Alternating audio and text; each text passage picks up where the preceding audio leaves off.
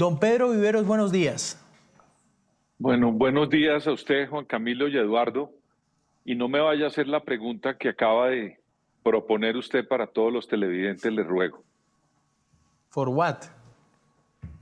Porque, pues, el Deportivo Cali quedó eliminado, entonces no quiero saber de fútbol desde ayer, ¿ok? Bueno, está No bien. quiero, Hasta el Mundial. hasta el Mundial. Pero mire, es un buen descanso, un buen respiro hasta el Mundial. Sáquele lo bueno de las cosas. Llega con menos estrés, llega más relajado Sí. al Mundial. No Oiga, hablemos del tema. don Eduardo, un abrazo.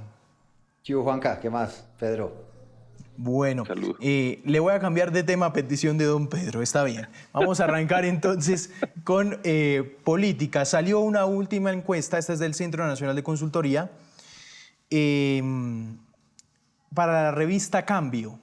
Les voy a leer las cifras. Iván Cepeda, 37.2%, Abelardo de la Espriella, 20.4% y Paloma Valencia, 15.6%. La revista Cambio hace un análisis. Dentro del análisis hay dos cosas fundamentales que nos encontramos en esa primera fotografía. La primera es que va a ser, según ellos, según las estadísticas que han sacado, muy difícil. Es decir, si Iván Cepeda gana en primera vuelta será algo extraordinario según las encuestas. Es la primera conclusión que ellos sacan de esta primera foto. Y la segunda es, si usted suma lo de Abelardo de la Espriella y Paloma Valencia en segunda vuelta presidencial con la foto con Iván Cepeda, sería un empate técnico, lo que marcaría esta encuesta, que son como las dos grandes conclusiones, don Pedro. Sí, Juan Camilo, esa encuesta ratifica varias cosas. Primero, se consolida Iván Cepeda de una manera muy clara frente al electorado. Tiene un voto duro que yo creo que oscila entre el 30 y el 35%. En esta encuesta da en la primera vuelta el 37%, pero si usted le quita el margen de error llegaría al 35%. Yo creo que él está en 30-35 en primera vuelta. Lo otro, pues, es la disputa de quién va a ser el retador, que es lo que yo creo que hoy los colombianos que no hacen parte del sector oficialista o del petrismo, o que siguen a Iván Cepeda, están buscando como un radar, mirando con quién de esos dos candidatos pueden enfrentar a Iván Cepeda. Es muy curioso porque lo que termina siendo interesante es lo siguiente. Juan Camilo y Eduardo, a ver si ustedes están de acuerdo, y por supuesto los que nos siguen. La campaña de Paloma Valencia parece una campaña hecha para poder pasar a la segunda. Ella está haciendo una estrategia como si ya estuviera en la segunda vuelta. Voy a explicarme. Ella trata de recoger sectores que no están con el uribismo. Y eso normalmente es lo que uno haría en una segunda vuelta. Sí. Y Abelardo de la Espriella está haciendo una campaña para ganar la primera vuelta, pero se le puede enredar en la segunda. Es bien curioso lo que está pasando. No sé si ustedes estén de acuerdo, pero estratégicamente Paloma está jugando como si ya estuviera en la segunda. Y Abelardo de la Espriella está jugando en la primera, pero tiene problemas en la segunda. Lo que hace es que... La fuga en segunda, don Pedro, está en el centro, que tiene Abelardo de la Espriella, la fuga de votos, me refiero. Exactamente, eso es. Él tiene un problema hoy, está haciendo una campaña para ganar la primera, pero puede terminar con muchos problemas en la segunda. Y Paloma Valencia debería enfocar su campaña más en la primera, porque la segunda ya sentó las bases para una segunda vuelta. Eso es más o menos lo que trato de decir. Vaya dilema, ¿no, don Eduardo? Sí, aquí digamos lo que uno ve es que Abelardo de la Espriella no está, digamos, suavizando el discurso, no parece estar demasiado interesado en cautivar todos esos sectores de centro que al final van a ser los que van a decidir quién es el presidente. Por lo que estaba diciendo Pedro, ya está muy decantado quiénes son los que apoyan a Cepeda y quiénes son los que apoyan a la derecha, pues parecen estar con Abelardo de la Espriella, y esas cifras que nos muestran las encuestas de Paloma Valencia parecen ser un poco más de centro. Lo ideal evidentemente sería una unión entre los dos, pero como bien nos ha dicho muchas veces Pedro en este espacio y otros analistas, en la política 1 más 1 no necesariamente es 2. Y aquí lo interesante que estamos viendo es que el que es más opcionado para pasar a la segunda vuelta es Abelardo de la Espriella, pero el que tiene más opciones para vencer a Iván Cepeda es Paloma Valencia.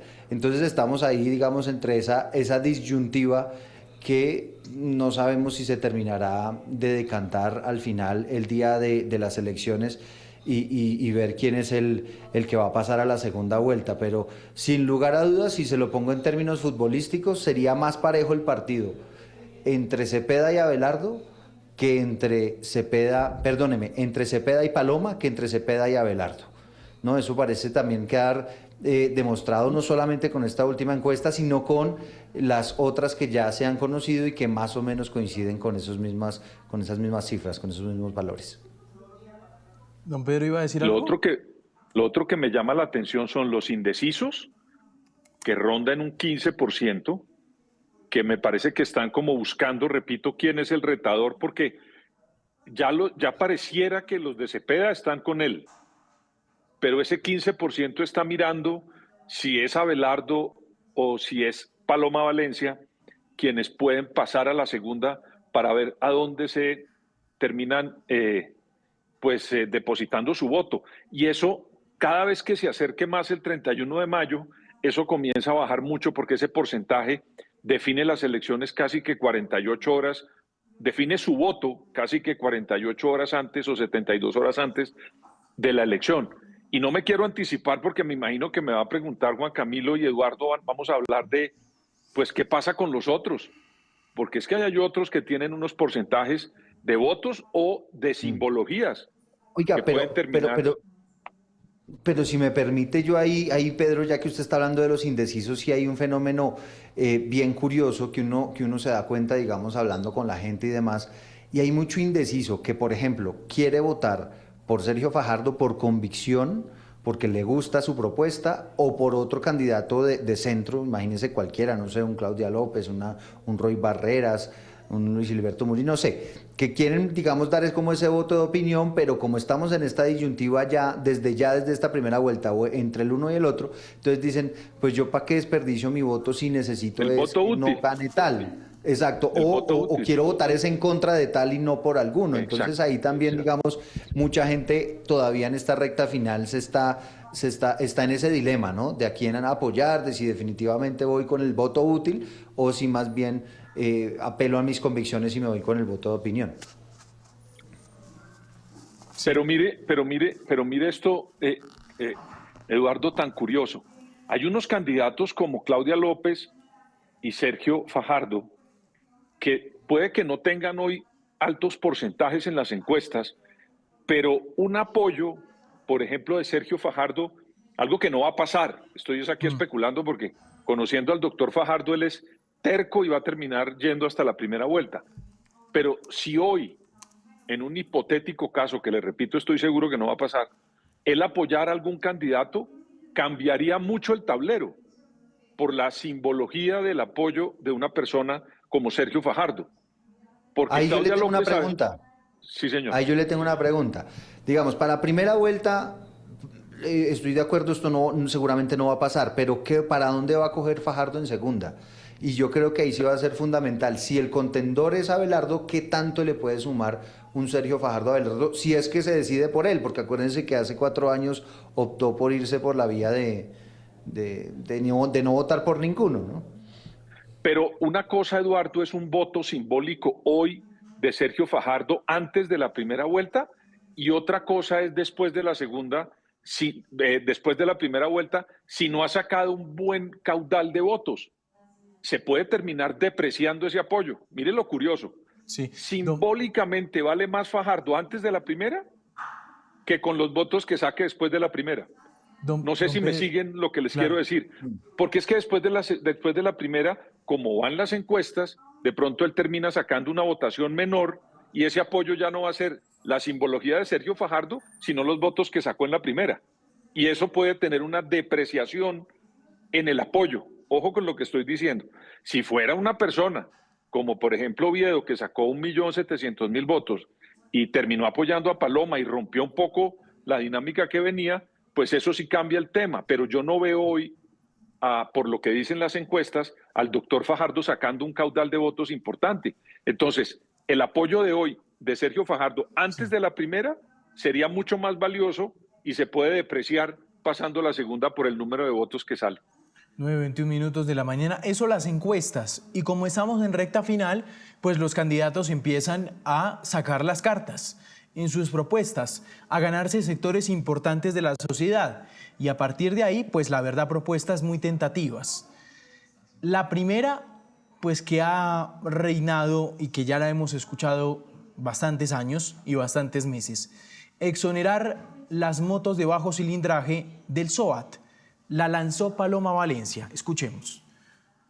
El proyecto de ley que vamos a radicar la semana entrante en el Congreso de la República para exonerar del pago a las motos hasta 250 centímetros cúbicos, pero garantizando que el Estado pagará ese SOAT, que hay una garantía de que no importa que haya un accidente, el colombiano va a ser atendido, va a ser llevado al hospital.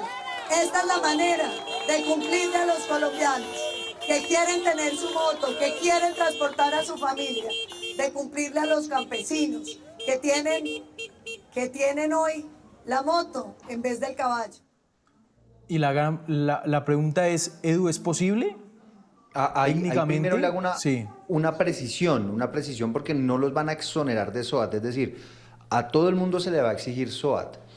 Lo que está diciendo Paloma es que para esas motocicletas que están por debajo de los 250 centímetros Bajo cúbicos, cilindraje. el Estado se los va a pagar, o sea, Sí. ellos van a tener SOAT. Pero pues digamos que sea posible, puede ser posible si es vía Congreso, pero aquí el asunto, Juanca, es todos los expertos, no sé si Pedro coincide conmigo, pero usted habla con los expertos en movilidad, en urbanismo y demás, y todos lo que le dicen a ustedes, mire, las políticas públicas deben propender por evitar que la gente utilice vehículos particulares, motocicletas y demás, bajarlos de ahí y que se suban al transporte público y ofrecer obviamente un transporte público de calidad, buen servicio, que la gente se sienta cómoda, como pasa, piense usted, en Nueva York, ¿no? Que al final usted va a Nueva York y dice, no, yo mejor me muevo en el metro, que es mucho más fácil. Eso, digamos, es lo que dice la teoría, pero una medida como esta, pues lo que termina es generando un incentivo adicional para que la gente siga comprando motos. Si usted ya sabe, Juanca, lo que está pasando con las motocicletas en las vías, la cantidad de muertos que están aportando y de accidentes. Esto se está convirtiendo ya casi que en un tema de salud pública, entonces evidentemente, pues seguramente es una medida que a muchos motociclistas les suena, ¿no? Y es una manera, digamos, de captar también votaciones ahí en los estratos más bajos, que son los que más utilizan la motocicleta, pero evidentemente es una medida que no obedece, digamos, a lo que dicen los cánones del urbanismo. Yo le cuento lo siguiente, Eduardo. En Colombia había unos registros, hay 12,5 millones de motociclistas. Eso fue lo que yo leí hace poco en una cifra que me pareció impresionante. 12,5 millones de motociclistas, pues ahí imagínese el caudal de votos que hay. Uniéndole algo también, Eduardo, que es el aumento de los precios de la gasolina. Es que cuando a usted le suben los precios de la gasolina, de pronto hay gente que aguanta eso en ciertos estratos, pero para una persona que viene y utiliza la moto para trabajar, cuando le suben cierta cantidad de precio en la gasolina, eso afecta el bolsillo. Y cuando le dicen, de pronto la voy a exonerar del SOAT, eso puede terminar siendo atractivo políticamente. Ahora, yo creo que la doctora Paloma... Pedro? Sí, claro, pero pues esto sí ya Eduardo, aquí lo que han prometido, esto aquí, yo creo que puede ser populista, pero puede ser una compensación a un sector que está sufriendo mucho por el alto costo de la gasolina, es lo que yo siento. Entonces, de pronto la compensación ahí puede beneficiar, pero sin duda que es populista. Ahora, creo yo que la doctora Paloma se le está anticipando al presidente Petro, que quería hacer la exoneración, según leí en la prensa. Para irse, sí. Que quería hacer esa exoneración. Entonces, imagínese usted que estratégicamente puede ser populista, pero se le anticipó Paloma Valencia a una medida populista del gobierno. A mí me parece que eso también vale en política, porque Sí, de todas maneras alguien lo iba a hacer. Exactamente. Eso es un poco... Hay versiones periodísticas que hablan que el presidente Petro tiene dos cartas sobre la mesa.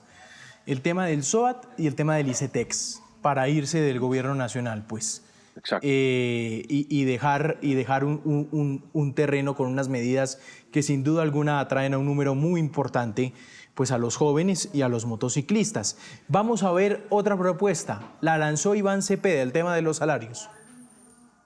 Empezaremos por dar ejemplo en la Casa de Nariño. El día de mi posesión expediré decreto reduciendo salarios de altos funcionarios del gobierno, comenzando por el presidente de la República, por supuesto,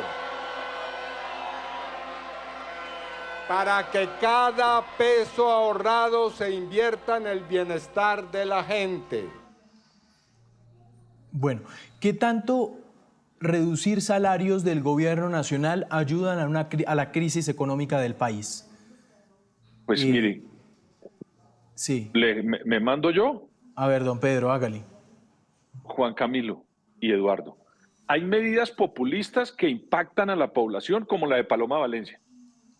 Y hay otras medidas populistas que impactan en un discurso y en un titular de prensa, pero que no impacta realmente las finanzas. Bajarle el salario al presidente y a los ministros y a unos directores de departamento, eso no hay ningún tipo de hueco No que, ahorra que mucho. tape realmente en el déficit que tenemos. Creería yo que ayuda más una medida como el SOAT para una población que tiene una cantidad enorme de motos, que esos 12 millones, yo no sé cuántos sean de las condiciones que planteó la campaña de la doctora Paloma, pero creo que es mucho más grande que los funcionarios del Estado bajándose el salario. Eso es un poquito lo que yo lo pongo. Y no quiere decir que pues una cosa no le convenga al país o no. Claro, bajarse el salario de un presidente y unos ministros conviene y de unos directores de planeación y tal, pero eso me parece a mí que no es de impacto ante el hueco tan grande que vamos a tener en materia fiscal. Como mensaje político en una plaza abarrotada de petristas les puede funcionar, pero no sé cuánto impacto real tenga en la sociedad una medida de esas, Juan Camilo. Eduardo. Pero es que además, si usted se da cuenta, esos altos funcionarios del gobierno no ganan mucho si se compara con lo que puede ganar una persona en el sector privado, ¿no? Y entonces ahí usted, al bajar todos esos salarios, lo que genera es que menos gente quiera participar en los gobiernos, gente buena, experimentada, que puede tener enormes aportes, que conoce. ¿Son salarios de qué? ¿De 40, 35 están más o menos? Sí, de acuerdo, pero es que además es ¿Ese el rango? presidente de un país, pues es decir, si usted compara el salario del presidente de Colombia con el de otros de la región, no es más o menos el estándar, incluso es un poco bajo, ¿no? Y lo que dice Pedro coincido absolutamente. Aquí, digamos, habría que pensar es en una medida donde usted de verdaderamente ahorre, ¿no? Usted se ponga la mano en el considere, como dicen popularmente, y diga, bueno, ¿qué ha hecho este Ministerio de la Igualdad? ¿De verdad lo necesitamos, sí o no? Y desaparezca un ministerio. Eso sí puede funcionar, ¿no? Todas las embajadas que abrieron en este gobierno, mirar a ver si eso sí ha funcionado, si sí está dando los resultados y mirar si se necesita. Hay muchas denuncias que dicen que hay demasiada gente, por ejemplo, en la Cancillería, muchos haciendo lo mismo. Entonces, ¿hasta dónde usted puede reducir el tamaño del Estado? Eso sí son medidas que pueden ayudar y que ahorran billones de pesos, pero eso de reducir el salario al presidente y unos altos funcionarios, lo que dice Pedro, eso le podrá usted ahorrar, no sé, 2.000, 5.000, póngale 10.000 millones de pesos, que eso al final, para el tamaño del presupuesto de un país, pues la verdad es bastante poco. Pero además, Eduardo, yo en una época cuando era estudioso y académico de las cosas públicas, hice una maestría en políticas públicas y conocí un ejemplo de Nueva Zelanda y de estos países. Miren lo que hacen. Imagínense el Ministerio de Hacienda. Sí. Y de repente surge un problema con el medio ambiente, ellos terminan poniéndole el título al Ministerio de Hacienda, pero no lo llenan de burocracia. No sé si me siguen. Es decir, para la coyuntura o para el problema lo resuelven poniéndole al ministro de Hacienda la misión de resolver el problema del medio ambiente, pero no lo llenan de burocracia, sino que le ponen la tarea al ministerio para que la cumpla. Eso fue un poco lo que hizo en su momento Álvaro Uribe cuando fusionó carteras, que le criticaron mucho. Recuerden ustedes que él fusionó unas carteras y terminó adelgazando la nómina, pero cumpliendo la misión.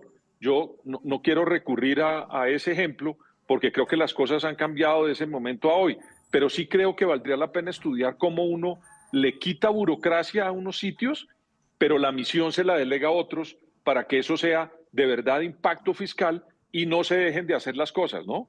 Porque Uribe desapareció el Ministerio del Trabajo, por ejemplo, y no Claro. cumplió esas tareas y era muy difícil que un sindicato funcionara en aquel momento. Entonces, no quisiera poner ese ejemplo, lo traje pues como por los nombres de lo que pasó, pero aquí se podría perfectamente delegarle Claro. tareas a otros ministerios y no aumentar la burocracia, y eso sí tendría impacto, como dice Eduardo.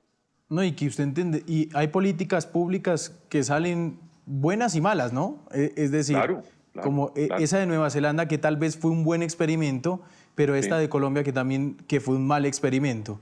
Exactamente, que don Pedro toca. Vamos a cerrar ya con el tema internacional. Donald Trump otra vez empieza a tocar el tema de Cuba. Dice que una vez termine con Irán, va a Cuba y les parquea un Abraham Lincoln, el portaaviones sobre el Mar Caribe. Lo hizo en una declaración en un foro en Florida. Empieza a responder Miguel Díaz-Canel, que dice: el presidente cubano parece que les picó la enorme demostración del pueblo cubano. Bueno, esto hace referencia a una manifestación el 1 de mayo, que además los medios están hablando que fue la manifestación menos popular que ha tenido el régimen en la historia cubana recientemente. Pero pues bien, Miguel Díaz-Canel, y también reacciona el presidente Petro rechazando esas amenazas del presidente Donald Trump. Ha calificado Miguel Díaz-Canel de un bloqueo genocida, también el bloqueo económico por parte de Estados Unidos. Vamos a ver por qué empieza a aumentar la tensión entre acá las advertencias de Donald Trump.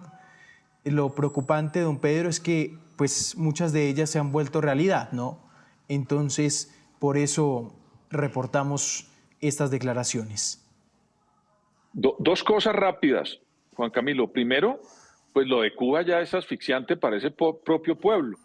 Recuerde usted que cuando estaba la Guerra Fría, pues hizo el cambio, hizo el giro y terminó ayudándole, le ayudaban otros países, incluidos por acá Venezuela, que lo patrocinó durante 25 años con el petróleo, y eso ya llegó a Estados Unidos y cerró ese grifo. Pero también en el mundo ya Cuba demostró que fue un fracaso como sistema. Eso no es un cuento de anticomunistas, es la realidad. En Cuba eso, de verdad, lo que está pasando en Cuba es una tragedia humanitaria, que deberíamos ponerle atención, ya no Trump, sino la sociedad en general, para que se resolviera de alguna manera, porque fracasó ese sistema, no operó, y estamos viendo pues que ya está en sus últimos estertores. Eso por un lado. Pero por lo otro, hay que tener en cuenta que si Trump se quiere meter allá, hay que examinar muy bien cómo lo va a hacer. Porque mire usted la promesa que hizo en Irán, que esa guerra iba a ser cortica, y mire ya cuánto vamos. Y eso no se resuelve. Entonces, de pronto, ese aceleramiento de llegar a Cuba, si lo va a hacer, hombre, que sepa uno muy bien con qué cuenta, quiénes están de acuerdo con eso, cómo lo va a hacer, para que no se lleven una sorpresa y termine pasando lo que pasó en Irán. Yo no quiero comparar a Irán con Cuba, pero por ejemplo Estados Unidos tiene esa ingrata recordación de Vietnam, que se metió allá, trataron de decir que se metían unos pocos tiempos y terminó perdiendo la guerra. No, casi Pedro, y lo de Irán, 12 años Trump, después. nadie ha entendido cuál es el argumento al por qué se metió en Irán. Sí, sí. Realmente Sí. Entonces, es complejo. Hoy la gente trata de descifrar, pero es muy extraño entender el por qué Trump, obedeciendo, porque su mandato es obedecer a los intereses de su país, cuáles son los intereses de Estados Unidos para esa intervención que hizo en Irán, o si más bien obedeció a un interés de un tercer país. Yo no lo quiero nombrar, pero pues también vale la pregunta. Eduardo. Sí, evidentemente aquí hay una contradicción enorme del presidente Donald Trump, que acuérdense, en campaña y en todas partes decía que él no se quería meter en asuntos externos, ¿no? Que él se iba a concentrar únicamente en las políticas estadounidenses, y ahorita estamos viendo todo lo contrario. Casi que usted el 70-80% de las noticias que escucha de Estados Unidos es por cosas que está haciendo por fuera de los Estados Unidos, entre esta Irán y entre esto de Cuba.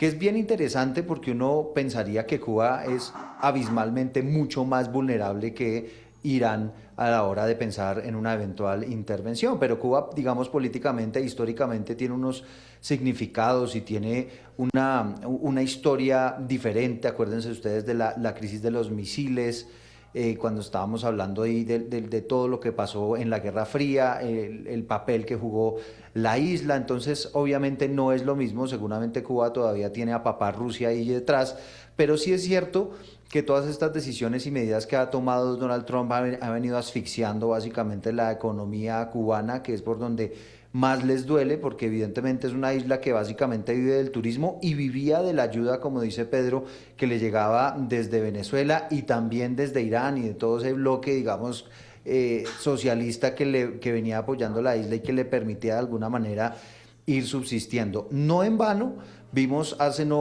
pocos días, unas par de semanas, esa portada de la revista Time, ¿se acuerdan ustedes? Con el dominó y la última Sí. ficha era Cuba. Esa portada, digamos, no es en vano y siento yo que hacia allá va el presidente Donald Trump y que es cuestión de tiempo para que al final se termine saliendo con la suya, a pesar de que seguramente desde el régimen de Cuba pues habrá bastante oposición. Claro que es un tema bien interesante. Pues don Pedro, muchas gracias, un abrazo. Vamos a ver qué nos depara esta semana. Un saludo. Un saludo especial. Saludos Eduardo, Juan Camilo y a los que nos ven. Gracias por la invitación. 9:37, don Eduardo, gracias. Vale, Juanca, Pedro, un abrazo. Feliz día, feliz comienzo de semana.